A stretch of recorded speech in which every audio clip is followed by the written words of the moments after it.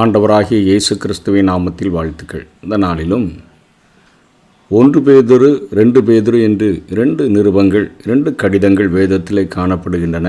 இதனுடைய முன்னுரையை நாம் முதலிலே கற்றுக்கொள்ளப் போகிறோம்.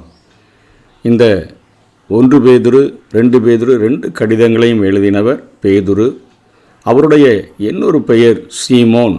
பேதுரு என்று சொன்னால் சிறிய கல் என்று சொல்லி அர்த்தம், அல்லது சிறிய பாறை என்று சொல்லி அர்த்தம். சீமோன் என்று சொன்னால் காற்றிலே அசைகின்ற ஒரு நாணல் என்று சொல்லி அதற்கு பொருள்படக்கூடியதாக இருக்கிறது.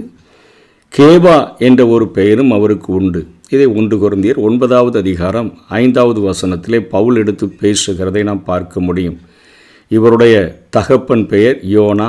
மத்தேயு 16:17 இதை நாம் பார்க்க முடியும். மனைவி உண்டு. மாமியார் என்று சொல்லி அவள் ஜுரமாக இருந்ததை இயேசு சுகப்படுத்தினார் என்று நாம் வேதத்திலே பார்க்கிறோம். சகோதரன் பெயர் யாக்கோபு என்று இவைகள் காணப்படுகின்றன.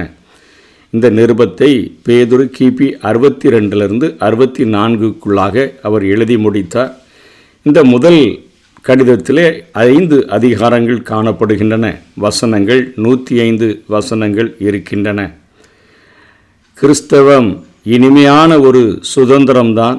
செழிப்பான புல்மேடுகளில் இனிய மெய்ப்பரால் வழிநடத்தப்படுகின்ற ஒரு அனுபவம்தான். ஆனால் அமர்ந்த நீரருந்தி தேவனுடைய மடியில் இளைப்பாரி ஆனந்த பாடல் பாடி நடைபயில வேண்டிய அந்த பாதையில் நாம் நிறைய சிக்கல்களை சந்திக்க நேரிடுகிறது.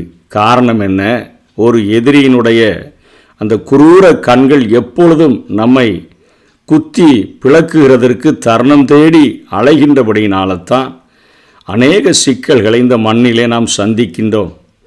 தேவன் மடியில் இளைப்பாரி ஆனந்த பாடலை பாடி அமர்ந்த தண்ணீரண்டையில் நடத்தப்படக்கூடிய நமக்கு அநேக சிக்கல்களும் துன்பங்களும் சத்ருவினால் வருகின்றன. எனவே பாடுகள் நாம் எதிர்பார்க்க வேண்டிய அனுபவங்களாக காணப்படுகின்றன. இத்தகைய சூழலில் பாடுகளின் அக்கினி நமக்கு புதுமை அல்ல, இயல்பான அனுபவம்தான் என்று சொல்லித்தான் இந்த நிருபத்தில் பேதுரு பேசுகிறார். புதிய ஏற்பாட்டில் 4 அப்போஸ்தலர்கள் மட்டுமே இந்த கடிதங்களை எழுத்தோவியங்களை அவர்கள் படைத்திருக்கிறதை நாம் பார்க்க முடிகிறது. பேதுரு இங்கே 2 கடிதங்களை எழுதியிருக்கிறார்.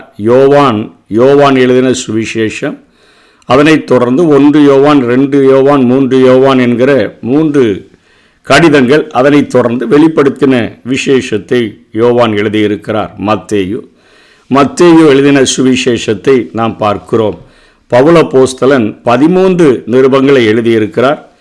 14வது நிருபமாக எபிரேயர் நிருபமானது பவுலினால் எழுதப்பட்ட நிருபம் என்று வாக்குவாதங்கள் உண்டு, கருத்துக்கள் உண்டு. அதே போல அந்த எபிரேய நிருபத்தை ஒருவேளை பர்னபா எழுதியிருக்கலாம் அல்லது அப்போலோ எழுதியிருக்கலாம் என்கிற கருத்துக்கள் எல்லாம் அங்கே காணப்படுகின்றன. யாக்கோபு அண்ட் யூதா இரண்டுமே இயேசுவினுடைய சகோதரர்கள் தான் எழுதினார்கள். அவர்கள் அப்போஸ்தலர்களோ சீஷர்களோ இல்லை. ஆகவே 4 அப்போஸ்தலர்கள் தான் இந்த எழுத்தோவியத்தை படைத்திருக்கிறார்கள். பேதுரு என்கிற பெயர் புதிய ஏற்பாட்டில் மட்டும் 210 முறை காணப்படுகிறது என்று கணக்கிடப்பட்டுகிறது. பவுலினுடைய பெயர் புதிய ஏற்பாட்டில் 162 முறைத்தான் வருகிறது. பிற அப்போஸ்தலர்களுடைய பெயர்கள் மொத்தம் எல்லாம் சேர்த்தா 142 முறைதான் பெயர்கள் வருகின்றன. இந்த நிருபத்தை பேதுரு கிறிஸ்து அளித்த கட்டளைக்கு ஏற்ப ஆட்டுக்குட்டிகளை மேய்ப்பாயாக என்று சொன்னாரே, அந்த ஆட்டுக்குட்டிகளை மேய்க்கின்ற தன்மையுடன் அவர் எழுதுகிறதை நாம் பார்க்கிறோம். யோவான் 21வது அதிகாரம் 15-17 வரையிலும் இந்த நிருபத்தில் கிறிஸ்துவினுடைய பாடுகளையும் விசுவாசிகளின் பாடுகளையும் பற்றி நாம் காண்கிறோம். பவுல் விசுவாசத்தின் அப்போஸ்தலன் என்று அழைக்கப்படுகிறார். யோவான் அன்பின் அப்போஸ்தலன் என்று அழைக்கப்படுகிறார். பேதுரு நம்பிக்கையின் அப்போஸ்தலன் என்று அழைக்கப்படுகிறார். அவர் தன்னுடைய கடிதத்திலே முதல் கடிதம் 1வது அதிகாரம் 3ஆம் வசனத்தில், 4வது வசனத்தில், 13ஆம் வசனத்தில், 21ஆம் வசனத்திலெல்லாம் அவர் உங்களில் இருக்கிற நம்பிக்கையை குறித்து என்று சொல்லி எழுதுகிறார். ஆகவே நம்பிக்கையின் அப்போஸ்தலன் என்று சொல்லி இங்கே பேதுரு அழைக்கப்படுகிறதை நாம் காண முடிகிறது. பேதுருவினுடைய அந்த ஊழியத்தினுடைய கடைசி நாட்களிலே கிபி 67 தலைகீழாக சிலுவையில் அறையப்பட்டு அவர் கொலை செய்யப்பட்டார். பாடுகள் நம்மை கோழைகளாக அல்ல வீரர்களாக வடிவமைக்க வேண்டும் என்பதை அவருடைய வாழ்க்கையிலே அவர் நிரூபித்து காட்டினார். அங்கே இருக்கக்கூடிய விசுவாசிகளால் நீங்கள் காக்கப்பட வேண்டிய ஒரு சொத்து. ஆகவே நீரோ மன்னனிடத்திலிருந்து நீங்கள் தப்பிச்சு போயிருங்கன்னு சொன்னபோது பேதுரு வெளியே ஓடி பட்டணத்தை விட்டு வெளியே தப்பிக்க ஓடும் பொழுது இயேசு கிறிஸ்து எதிர்த்தால் போல மறுபடியும் சிலுவையை எடுத்துக்கொண்டு பட்டணத்துக்குள்ளே போகிறது போல காட்சியை கண்டபடியினாலே திரும்ப உள்ளே வந்து அவர் மாட்டிக்கொண்டார். அவரை சிலுவையில் அறைந்து கொலை செய்ய வேண்டும் என்கிற ஒரு சட்டம் ஏற்றப்பட்ட போது அந்த பெரிய ஒரு தேவகுமாரன் இயேசு கிறிஸ்து அவர் நேராக சிலுவையில் அறையப்பட்டு கொலை செய்யப்பட்டிருக்கிறார். அந்த புனிதருடைய அந்த காரியத்தில் என்னால் அதே போல் மரிப்பதற்கு நான் தகுதியற்றவன், என்னை தலைகீழாக சிலுவையில் அறைந்து என்னை கொண்டு விடுங்கள் என்று சொன்னபடி அவரை தலைகீழாக சிலுவையில் அறைந்து அங்கே பேதுருவை அவர்கள் கொலை செய்தார்கள். இப்படித்தான் அவருடைய கிபி 67 அவர் இரத்த சாட்சியாக பேதுரு மரித்தார்.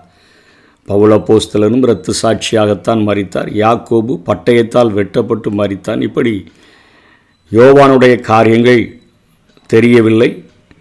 அவரை எண்ணெய் சட்டிக்குள்ளே போட்ட பின்பும் அவர் எழுந்து நின்று பிரசங்கித்தபடினாலே அவர் நாடு கடத்தப்பட்டார் என்கிறதை நாம் அவருடைய வரலாற்றிலே காண்கிறோம். மற்ற எல்லா ஆண்டவருடைய அப்போஸ்தலர்களும் இரத்த சாட்சிகளாக அவர்கள் மரித்தார்கள். பேதுருவும் இதற்கு விதிவிலக்கு அல்ல.